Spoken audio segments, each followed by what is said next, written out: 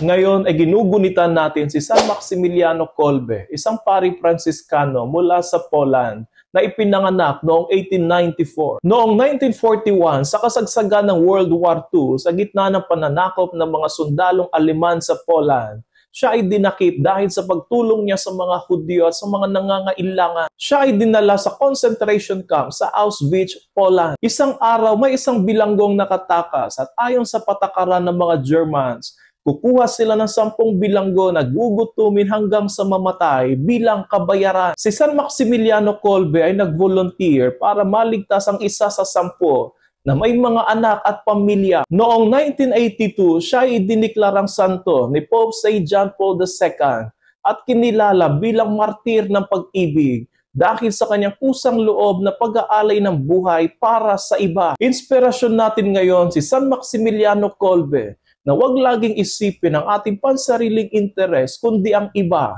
at ang kahalagahan ng pagsasakripisyo bilang tanda ng pagmamahal. Tandaan natin, ang pag-ibig ay tunay na naisa sa buhay kung ito ay naipapakita sa pag-aalay ng buhay para sa iba, kahit ito ay humantong pa sa kamatayan. San Maximiliano Kolbe, panalangin mo kami.